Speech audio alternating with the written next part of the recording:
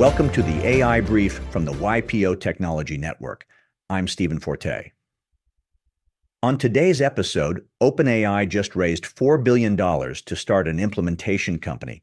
Microsoft just disclosed two serious security holes in its own AI agent framework. And these are not two separate stories. They are one story told from two ends. By the end of this episode, you will have a clear view of why the implementation layer is becoming required infrastructure for enterprise AI, why your agent stack is now complicated enough that you cannot reasonably govern it from the inside, and a concrete move for the next vendor conversation that lands on your calendar. Let's start with the money. On May 15th, OpenAI announced a new company called OpenAI Deployment Company. $4 billion raised, $10 billion valuation. The backers are a who's who of private equity. Names you know like TPG and Bain Capital, Brookfield and Advent. The kind of money that shows up when a market is being capitalized seriously. The really interesting part is who is sitting at the table as partners. Bain Company, Capgemini, McKinsey, the three consulting firms most people assumed would be the disruption targets of an AI rollout, are inside the deal instead. They also picked up a firm called Tomorrow on day one, about 150 AI engineers and deployment specialists added to the roster.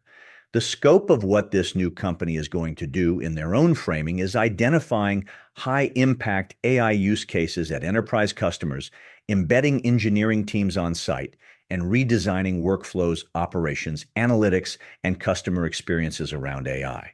That is consulting, capitalized at $4 billion.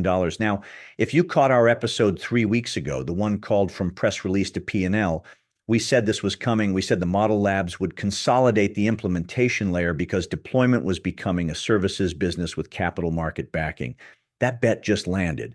On the timeline the bet predicted, with the consultancies most people assumed would be the targets of disruption now sitting on the inside of the deal instead. Give them credit for that move. It is a rare thing in technology to call your shot 3 weeks ahead and watch the market confirm it that cleanly. Here is the part most coverage of this story is going to miss. This is not a services story. This is a visibility story. And to explain what I mean, I need to take you through the second story of the day, because the two are connected. Stay with me on this one. There is some technical vocabulary, but the punchline is plain. On May 7th, Microsoft's security team published a research paper about its own AI agent framework. The framework is called Semantic Kernel. Think of it as a toolkit Microsoft ships to help engineers build AI agents. The same kind of toolkit your engineering team is probably evaluating right now if they are not already using it.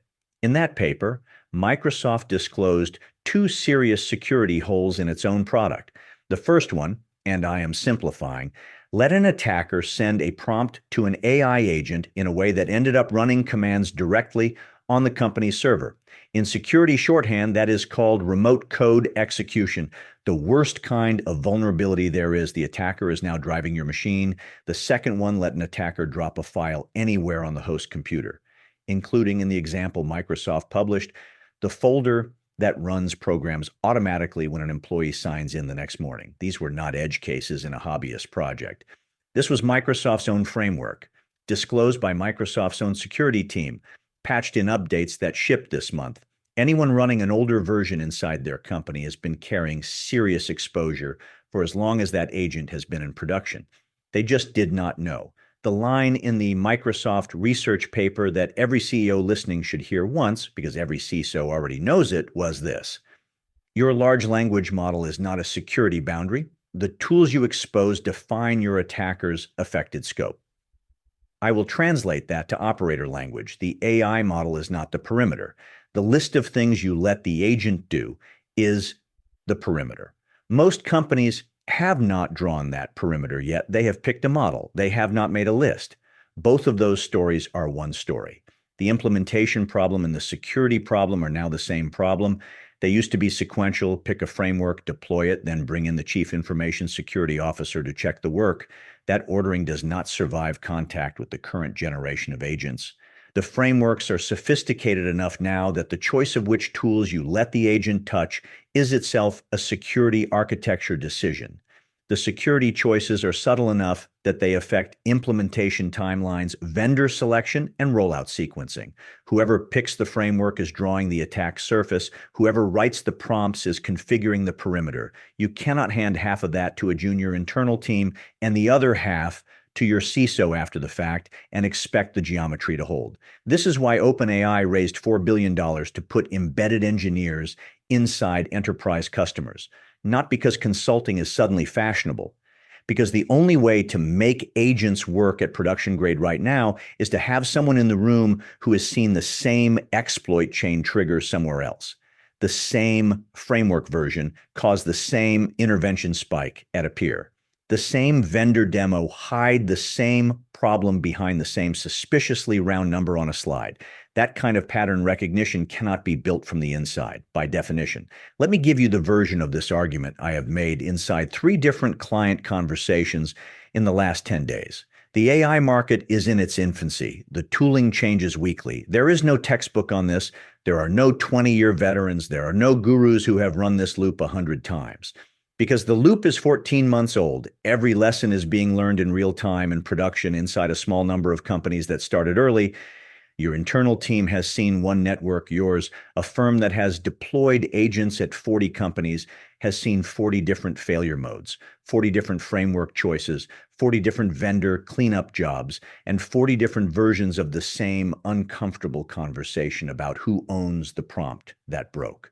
That portfolio view cannot be built from the inside. I will be honest about how I work because the dynamic is the same one Bain and Capgemini are about to sell against. A lot of what I can tell a client confidently, this pattern works, that one does not. This vendor's intervention rate is suspiciously round. That framework version has a known cleanup tax. I can only tell them because I have watched it play out in another client environment. Sometimes I am cleaning up what a different vendor left behind. Sometimes I am importing a pattern that worked at a peer company 6 months earlier. The value is not the IQ in the room. The value is the pattern library you cannot build inside one company. That is what OpenAI just raised $4 billion to industrialize. The compute will commoditize, the pattern library will not. I would do 2 things. First, get a list of every AI agent framework your teams are running and what version, not a project. Just a list. If your team is on Microsoft's framework, make sure they are on the patched versions that shipped this month. Your CISO will know what numbers to ask for.